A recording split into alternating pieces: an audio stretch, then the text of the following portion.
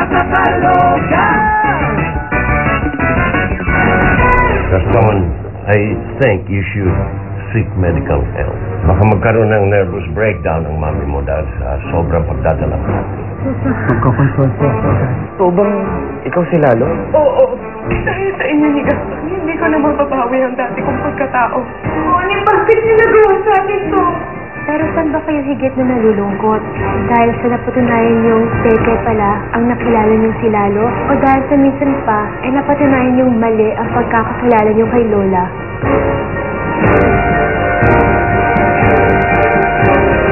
Pero ang anak niyo daw po ng phone.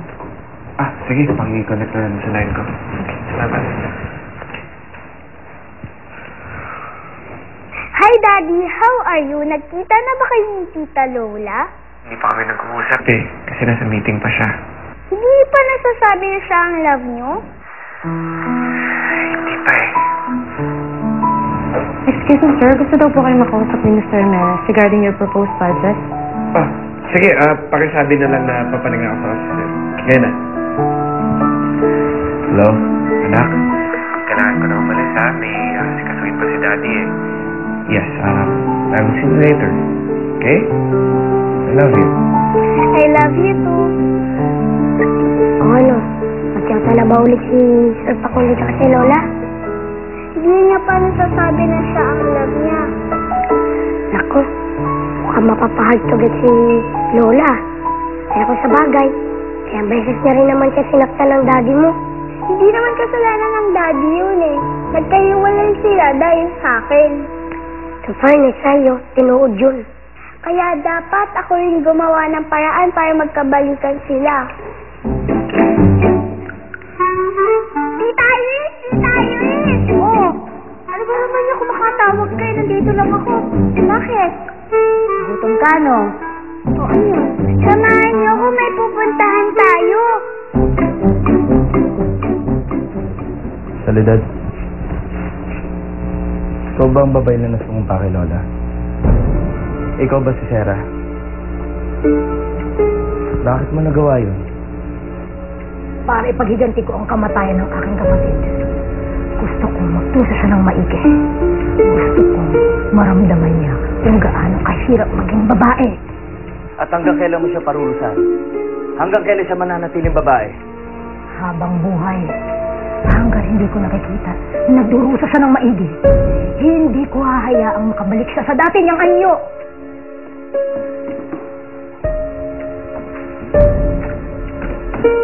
Lola. Lola, anong ginagawa mo? Ba't ka nagliligpit? Lola, lilipat ka na ba ng opisina? Ano ba nangyayari? Nasisante ako sa kuya. Ano? Ano nangyari? Bakit? Hindi, saka na lang tayo mag-usap. Hindi ko pa ito kayang ikwento sa'yo eh.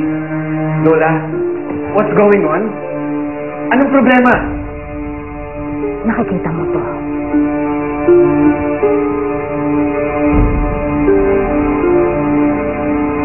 Ano yan?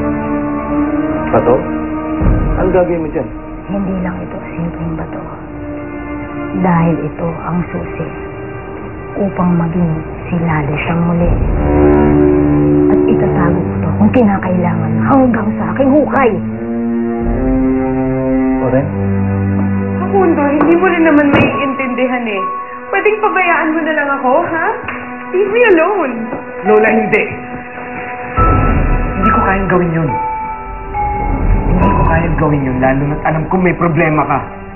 Alam mo naman masasandalan mo ako, di ba? And why are you shutting me out of your life? Facundo, wag mo na akong pahirapan pa. Bayaan mo na lang ako. Daddy?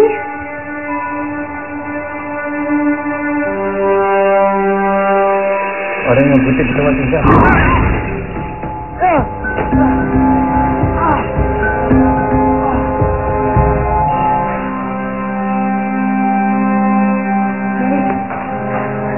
I'm so sorry, Facundo.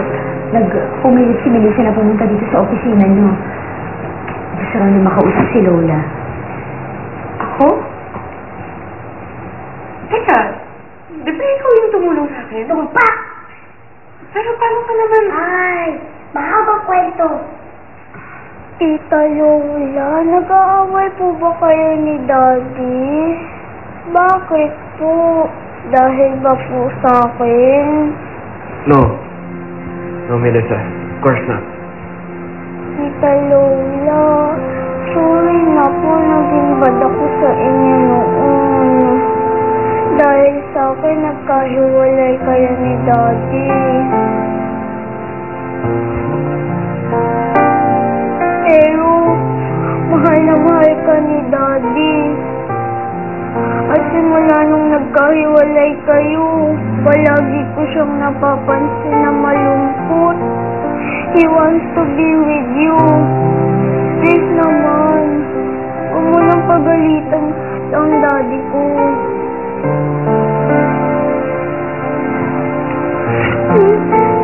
Huwag mo nang pagalitan ang Daddy ko. Alam may Daddy naman si Mom.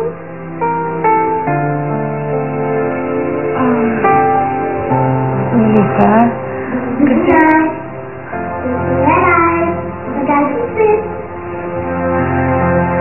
Tita Lola, I want you to be my mommy again.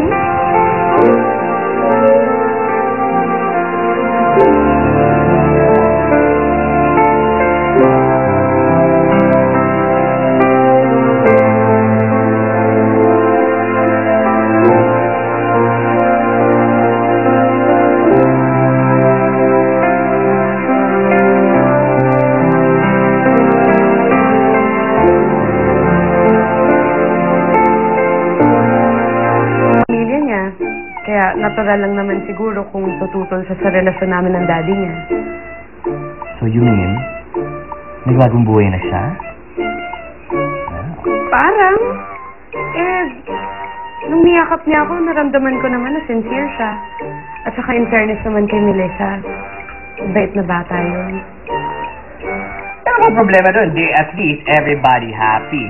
Diba? Kumbaga, wala na si Facundo at Sabrina, hiwalay na sila. Boto na sa'yo ang anak ni Papay.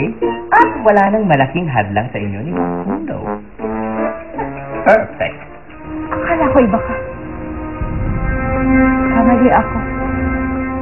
Tulad ka rin pala ng ibang mga lalaki. Manloloko! Bakit, Ore? Masisisi mo ba ako kung hangarin ko ang may ibang buhay ko? Tama ka. Wala naman talagang masama na hangarin mong unlad ang buhay mo. Pero hindi sa isang paraan. Pinagpalit mo ang pagkatao mo ng dahil sa pera.